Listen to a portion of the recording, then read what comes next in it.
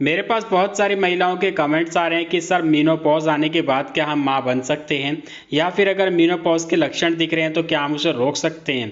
तो दोस्तों, आज के वीडियो में आप लोगों को 5 ऐसे आसान तरीके बताने वाला हूं जिससे कि कोई भी महिला समय से पहले आने वाले मीनोपॉज को रोक सकती है। इतना ही नहीं, अगर उसको कंसीव नहीं होता है, बच्चे नहीं हैं, तो वो कंसीव भी कर सकती है और आसान से नॉर्मल डिलीवरी भी कर सकती है। नमस्कार दोस्तों, स्वागत है आप सभी का हमारे यूट्यूब चैनल tanvi.com में।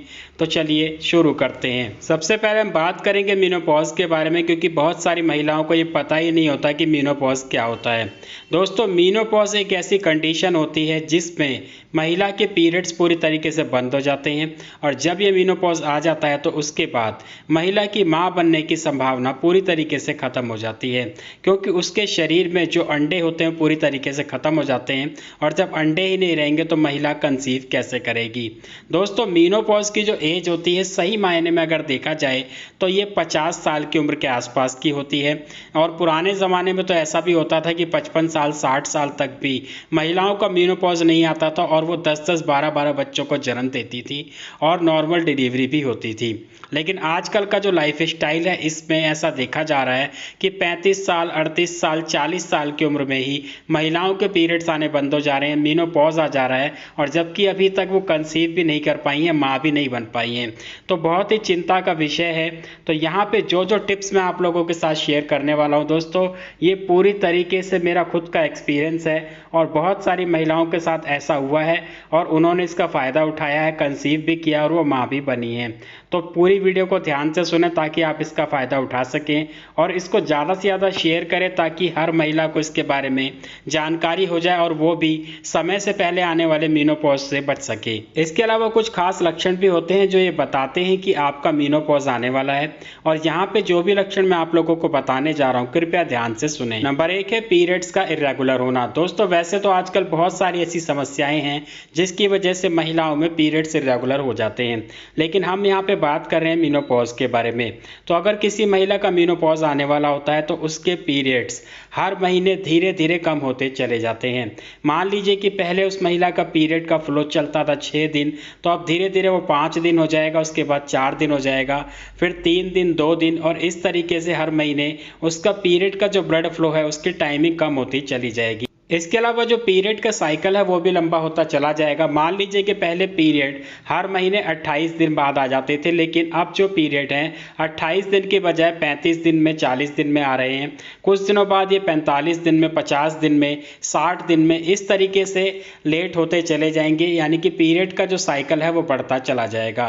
तो ये एक बहुत बड़ा लक्षण होता है कि अगर आपके पीरियड का साइकिल लंबा होता जा रहा है और जब भी पीरियड आ रहा है तो पीरियड का जो ब्लड फ्लो है वो बहुत ही कम रह रहा है, तो ये मान करके चलें कि आपका मीनोपॉज आने वाला है। दूसरी चीज़ है ओवुलेशन का ना होना। दोस्तों, होता क्या है कि जब किसी महिला का प्रेगनेंसी नहीं हो पाती है तो वो डॉक्टर के पास जाती है ट्रीटमेंट के लिए, तो डॉक्टर उसको ओवुलेशन इंडक्शन देते हैं, यानी कि एग स्टिमुलेट करने के लिए, यानी कि अंडे बनाने के लिए उसको दवाई दी जाती है। तो ऐसे में होता ये है कि बहुत सारी महिलाओं के साथ जब वो अंडे बनाने वाली दवाई खाती हैं, लेकिन दवाई लेने के बावजूद भी उनके अंडे नहीं बनते हैं। क्योंकि दोस्तों, बताना चाहूँगा कि जब भी कोई महिला पैदा होती है तो जन्म से ही उसके शरीर में एक निश्चित संख्या के अंदर अंडे होते हैं, और जैसे जैसे वो बच्ची बड़ी होती है, लड़की बनती है, महिला बनती है, वैसे वैसे महीने दर महीने उसके अंडों की संख्या कम होती चली जाती है, और एक टाइम ऐसा आता है जब अंडे पूरी तरीके से ख़त्म हो जाते हैं, जिसको मीनोपॉज कहा जाता है। अब ऐसे में मान लीजिए कि आप ओवुलेशन इंडक्शन ले रहे हैं और आपके एग फिर भी नहीं बन रहे हैं, तो ये भी एक बहुत बड़ा लक्षण है मीनोपॉज का, क्योंकि जब ओवरी के अंदर अंडे ही नहीं होंगे या फिर अंडों की संख्या बहुत कम रह जाएगी, तो ऐसे में कितनी भी आप दवाई ले लीजिए, कितने भी इंजेक्शन ले लीजिए, अंडे स्टिमुलेट नहीं होंगे, यानी कि ओवुलेशन नहीं हो पाएगा। नंबर 3 है सर्वाइकल म्यूकस का डिस्चार्ज कम होना या फिर ना होना। अक्सर ऐसा होता है कि महिलाओं में जब वो रिलेशन के दौरान या फिर ओवुलेशन के दौरान वाइट डिस्चार्ज यानी कि सफ़ेद पानी बहुत ज़्यादा आता है, और ये नेचुरल प्रोसेस होता है जो कि होना भी चाहिए, बहुत ज़रूरी होता है। लेकिन महिलाओं में ऐसा देखा जाता है कि धीरे धीरे ये सर्वाइकल म्यूकस का डिस्चार्ज कम होता चला जाता है और पूरी तरीके से बंद हो जाता है। तो ऐसे में अगर आपके साथ भी ये लक्षण नज़र आ रहा है, आपके साथ ऐसा हो रहा है कि सर्वाइकल म्यूकस का डिस्चार्ज कम हो गया या फिर ना के बराबर हो रहा है, तो आप ये मान करके चले कि ये मीनोपॉज आने का लक्षण है। इसके अलावा मूड स्विंग्स होना, हमेशा शरीर में थकान बने रहना, बहुत ज़्यादा कमजोरी महसूस करना, अचानक से खुश हो जाना, अचानक से उदास हो जाना, रात में सोते सोते एकदम से घबरा करके बैठ जाना, या फिर बहुत ज़्यादा घबराहट होना, या फिर अचानक से हॉट फ्लशेस यानी कि चेहरे पे गर्माहट महसूस होना, बहुत ज़्यादा पसीना आने लगना। तो ये सब लक्षण भी अगर नज़र आ रहे हैं आपको और इसके साथ साथ बाकी के सिम्टम्स भी दिख रहे हैं तो ये भी मीनोपॉज आने का संकेत होता है। तो दोस्तों ये सारे लक्षण तो आप समझ गए होंगे, लेकिन अब बात करते हैं कि अगर किसी महिला की एज कम है और वो अभी तक माँ नहीं बन पाई है, लेकिन उसको इनमें से कुछ सिम्टम्स नज़र आने शुरू हो गए, यानी कि उसको ऐसा लग रहा है कि मीनोपॉज की शुरुआत होने वाली है, तो मैं यहाँ पे कुछ ऐसे टिप्स बताने जा रहा हूँ जिसको कि आप सभी लोग ध्यान से सुने। और अगर आपके आसपास या आपकी जान पहचान में किसी महिला को इसकी ज़रूरत हो तो ये वीडियो उस तक ज़रूर पहुँचाएं। नंबर 1 है फर्टिलिटी मसाज। दोस्तों फर्टिलिटी मसाज एक ऐसा कारगर उपाय है जो कि आपके पूरे फर्टिलिटी सिस्टम को हमेशा एक्टिवेट रखता है, क्योंकि जब आप फर्टिलिटी मसाज करते हैं तो इससे आपके लोअर एब्डोमिनल में यानी कि जहाँ पे आपकी यूट्रस है, ओवरी है, फैलोपियन ट्यूब्स है, ये सारी चीज़ें जो है वहाँ पे ब्लड का सर्कुलेशन तेज़ हो जाता है और ब्लड सर्कुलेशन तेज़ होने की वजह से फ्रेश ऑक्सीजन की सप्लाई होती है वहाँ पे, और ये जितने भी आपके ऑर्गन्स हैं ये पूरी तरीके से एक्टिवेट हो जाते हैं और अच्छे से काम करना शुरू कर देते हैं। फर्टिलिटी मसाज कैसे की जाती है, क्या क्या सावधानियां रखनी चाहिए, इसके लिए अलग से एक सेपरेट वीडियो बनाया हुआ है और उसमें मैंने खुद से फर्टिलिटी मसाज करके भी दिखाया हुआ है। आप ऊपर आई बटन पर क्लिक करके उस वीडियो को पूरा देख लीजिए। नंबर 2 है हीमोग्लोबिन। दोस्तों बताना चाहूँगा कि महिलाओं के शरीर में अक्सर ऐसा देखा जाता है कि उनके शरीर में एनीमिया की प्रॉब्लम ज़्यादा पाई जाती है, यानी कि खून की कमी पाई जाती है। तो अगर शरीर में खून की कमी होगी तो पीरियड्स नहीं आएंगे, 2-2 3-3 महीने तक पीरियड्स नहीं आते हैं, तो महिलाएं कई बार इसको सीरियस नहीं लेती हैं।